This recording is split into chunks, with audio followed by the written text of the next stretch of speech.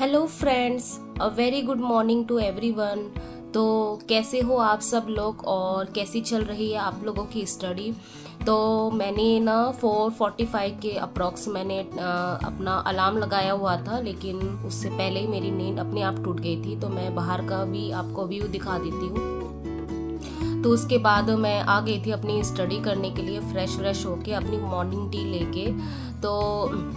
तो previous video में मैंने जैसे बताया हुआ था कि कभी कभी ऐसा होता है कि एग्ज़ाम पास आते रहते हैं तो फिर क्या रूमर्स फैलते हैं। जैसे कि अभी एक नया रूमर्स फैला हुआ है, मे बी वो ट्रू हो सकता है, लेकिन अभी हाल फिलहाल ये निकला हुआ है कि जो DSSB का एग्ज़ाम है वो नेक्स्ट ईयर होगा।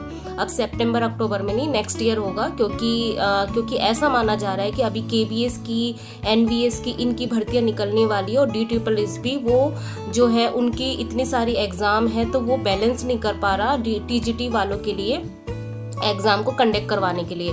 तो डियर, मैं यही बोलना चाहूँगी कि एग्ज़ाम कभी भी हो हमें ये मान के चलना है कि नहीं, एग्ज़ाम जो हमारा एग्ज़ाम हो वो सितंबर अक्टूबर के बाद कभी भी हो सकता है। क्योंकि अगर आप एक बार अपना फ्लो तोड़ दोगे, आप रिलैक्स हो जाओगे ना बहुत ज़्यादा, तो क्या हो जाएगा, आपका ब्रेक टूट जाएगा स्टडी में। फिर उस जो ब्रेक हुए स्टडी रूटीन हो उसको बनाना बहुत मुश्किल होता है। क्योंकि मुझे बहुत अच्छे से पता है कि जब मैं अपना एग्ज़ाम देती थी, जैसे KBS है, ये कोई भी गवर्नमेंट जॉब के लिए मैं एग्ज़ाम देती थी, उसके बाद फिर क्या होता था कि बहुत मतलब हमारे तो फ्रिक्वेंसी में एग्ज़ाम मतलब वैकेंसी नहीं निकलती है। तो फिर जब नया कोई फॉर्म भरा तब फिर स्टडी करने में, बहुत सेटिंग करने में, जो सिटिंग होती है आवर्स स्टडी सिटिंग्स वो बनाने में बहुत ज़्यादा मतलब टाइम लगता है। तो इसलिए वो चीज़, तो डियर वही बात है, जो कंसिस्ट रहेगा अपनी स्टडी को लेके, जो अपनी स्टडी को सीरियस लेगा कि नहीं एग्ज़ाम कभी भी हो, लेकिन मेरा काम है, मुझे अपना सिलेबस कंप्लीट करना है। जब तक मेरा सिलेबस अच्छे से कंप्लीट नहीं होगा तो मैं सिलेक्शन की तो सोच भी नहीं सकती, क्योंकि जब तक हमारा सिलेबस कंप्लीट नहीं होगा तो हम प्रैक्टिस कब करेंगे। और जब भी कोई एग्ज़ाम होता है तो हमें वो 15 to 20 डेज तो वो देता ही है, जब डेट अनाउंस होता है कभी भी, तो तब वो हमारा टाइम होता है जो प्रैक्टिस का टाइम होता है। उससे पहले हमें सिलेबस को कंप्लीट भी करना होता है और रिवीजन भी करना होता है। क्योंकि जो लास्ट का 1 मंथ होता है एग्जाम से कभी भी पहले 1 मंथ तो हमारा ऐसा होना चाहिए, रिवीजन।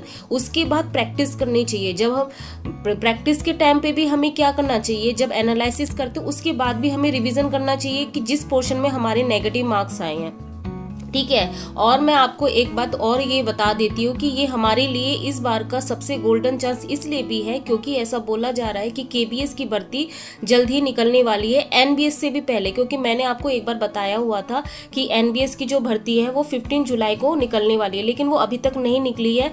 तो उसके कुछ भी रीजन हो सकते हैं, लेकिन इसका मतलब ये नहीं है कि वो डिले हो रहा है, इसका मतलब वो आएगी नहीं, वो आएगी जुलाई के एंड तक चाहे आ जाएगी। लेकिन आप ये तो समझो कि हाँ आने वाली है, तो हम उसी को ही मान के चलेंगे कि हाँ KBS की भी आ रही है भर्ती। KBS का बोला जा रहा है कि उसके कुछ इशू ऐसे हो रहे हैं कि नॉर्थ ईस्ट में और जो हमारे साउथ इंडिया है यहाँ पे टीचर्स की बहुत ज़्यादा कमी हो गई है। उन्होंने अपना ट्रांसफ़र, अपने नॉर्थ वाले जो है वो उन्होंने अपने वहाँ पे ट्रांसफ़र करवा लिया, जिसकी वजह से टीचर की इतनी कमी हो रही है कि स्कूल को संभालना मुश्किल हो रहा है। जिसकी वजह से ऐसा बोला जा रहा है कि डिपार्टमेंट पर थोड़ा प्रेशर है कि KBS को जो टीचिंग है वो फुल किया जाए।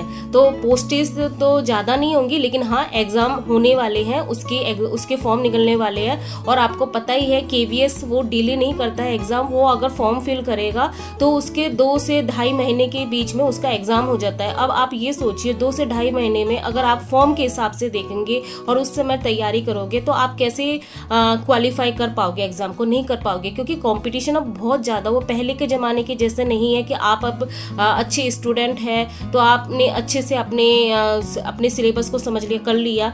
अब वो बात नहीं है। अभी क्या है कि कंपटीशन इतना ज़्यादा है, सब लोग बहुत मेहनत कर रहे हैं। आप सीरियसली मानो, सब लोग बहुत मेहनत कर रहे हैं, ठीक है। तो ये हमारे लिए गोल्डन चांस है। तो आप ये समझिए ना कि सितंबर अक्टूबर बोला जा रहा है KBS और NVS का ना कि सितंबर अक्टूबर से भर्ती फॉर्म निकल जाएंगे, ठीक है। तो आपको पता है KBS का तो ऐसे ही है, वो सितंबर अक्टूबर से फॉर्म फिल होते हैं और उसके जनवरी फरवरी तक आराम से एग्जाम हो जाते हैं। तो आज ना बेटे की तबीयत थोड़ी सी ठीक नहीं थी, मतलब उसकी हेडेक हो रहा था क्योंकि मतलब रात को भी बारिश हुई थी, अभी भी देखो कितनी तेज़ बारिश हो रही है। तो और नेक्स्ट मंडे से इन लोगों का एग्ज़ाम भी है, तो मैंने इसलिए थोड़ा सेफ्टी के लिए भी नहीं भेजा है कि अगर कफ एंड कोल्ड है कुछ है, क्योंकि मेरे बेटे का प्रॉब्लम ये, उसको अगर फीवर आता है तो अचानक से फीवर आ जाता है, फिर उसको संभालना मुश्किल हो जाता है। और अभी हस्बैंड घर पे भी नहीं थे, वो अपने ऑफिस टूर से बेंगलोर गए हुए थे 1 वीक के लिए।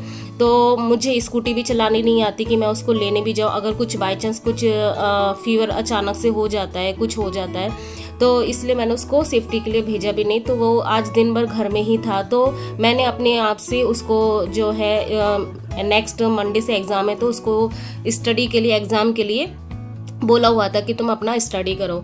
तो यही है डियर, तो मैं यही बोलूँगी कि अपनी होप मत खोइए, क्योंकि किसी का कमेंट भी आया हुआ था कि दी मुझसे स्टडी नहीं हो रही है, मुझे कोई सपोर्ट नहीं करता है, और उनके सब्जेक्ट है इंग्लिश और मैथ, वो दोनों ही वीक है।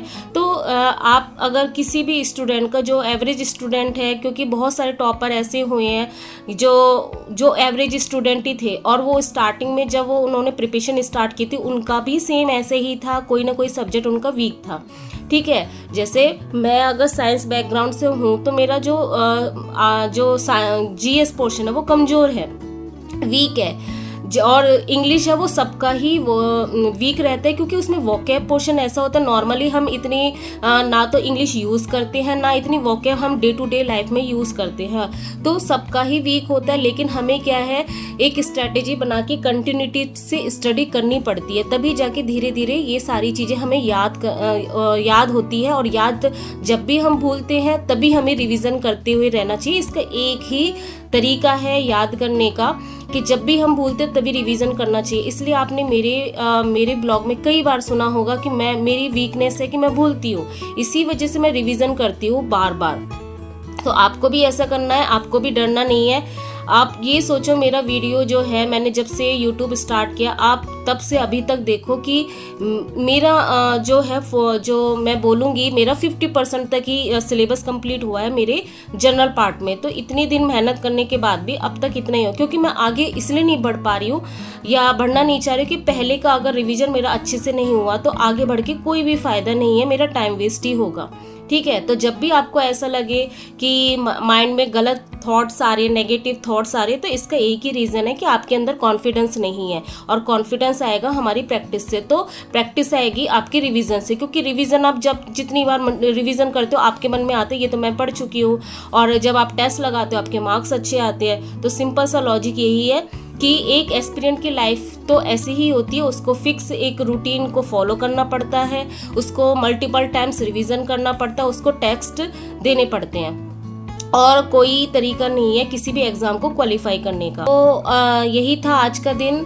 तो अगर आपको डिटेल में अगर आपको जानना है कि KBS, NVS, EMRS इनका सिलेबस क्या हो सकता है, तो मैं एक चीज़ ये बोलूँगी, क्योंकि हमारा जो बैकग्राउंड है ये सारी जो एग्ज़ाम है टीचिंग जॉब है, तो इसमें जो जनरल पार्ट है वो बिल्कुल सेम ही होता है। तो अगर आप इन सबको लेके माइंड में लेके चल रहे हैं कि नहीं ये सारे एग्ज़ाम भी मुझे देने हैं, क्वालिफाई करना है, एग्ज़ाम निकालना है, तो आपको जो जनरल पार्ट में 5 सब्जेक्ट होते हैं, 5 सब्जेक्ट में आपको कमांड बनानी पड़ेगी। तो फिर उसके बाद अगर आपका 5 सब्जेक्ट आपका सिलेबस कंप्लीट है, अच्छे से आप उसमें मास्टर हो चुके हो, तो आप किसी भी एग्ज़ाम को निकाल सकते हो, क्योंकि सबको अपने अपने सब्जेक्ट के जो भी सब्जेक्ट होता है, जो ग्रेजुएशन में होता है तो वो उसमें मास्टर होता है, मतलब उसको नॉलेज होती है। ऐसा नहीं है कि उसको कुछ भी नहीं आता, अगर नहीं भी है तो वो प्रिपेयर किया जा सकता है। लेकिन अगर एक बार आपका जनरल पार्ट क्लियर है तो आप काफ़ी हद तक और एक्सपीरियंस से आगे हो जाते हो। तो यही बात मैं बोलती हूँ, अगर आपको टाइम मिलता है तो उसको बहुत अच्छे से वाइजली यूज़ कीजिए, अपने जनरल पार्ट पे ज़्यादा ध्यान दीजिए। जब तक कोई डेट अनाउंस नहीं हो रही है, कोई आपको मतलब रूमर्स ऐसे फैला रहे हैं कि नहीं सितंबर है, अक्टूबर है, नहीं नेक्स्ट ईयर है, तो उससे बचने के लिए यही है कि आप अपना जनरल पार्ट को क्लियर करिए अच्छे से। अगर एक बार जनरल पार्ट क्लियर हो जाएगा तो आधी जंग तो आप ऐसे ही जीत जाओगे। ठीक है, तो और आपको बार बार एग्ज़ाम देना नहीं पड़ेगा, आपका एक बार में ही क्लियर हो जाएगा, जैसा मुझे लगता है इतने एक्सपीरियंस के बाद। इसलिए मैं एक भी दिन ऐसा कभी जिस दिन मैं डीमोटिवेट होती हूँ तो मैं उस दिन रेस्ट कर लेती हूँ और सोचती रहती हूँ कि क्या क्या किया जा सकता है।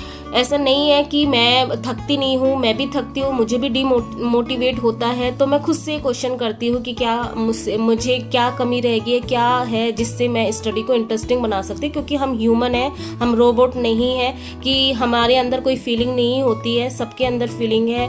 तो मतलब स्टडी को ना ज़्यादा टेंशन में नहीं स्टडी करना है, क्योंकि फिर वो ज़्यादा दिन तक हम उस स्टडी को, इस स्टडी रूल को फॉलो नहीं कर पाएंगे, स्ट्रेस में रहेंगे, फ्रस्ट्रेट में रहेंगे। इसलिए बीच बीच में ब्रेक लेके आप अपने माइंड से क्वेश्चन कीजिए, खुद से क्वेश्चन कीजिए कि क्या मेरे अंदर कमी रहेगी, क्यों मैं ऐसा बिहेव कर रही हूँ, क्या मुझे चाहिए। अपने आप को खुश करना भी जरूरी है कि क्या उसको नीड है। ठीक है, तो यही था आज का दिन। तो फिर मिलते हैं नेक्स्ट ब्लॉग में। और अगर आपको डिटेल में जानना है तो NVS KVS इनके बारे में, तो मैं उसके लिए सेपरेट एक वीडियो बना दूंगी।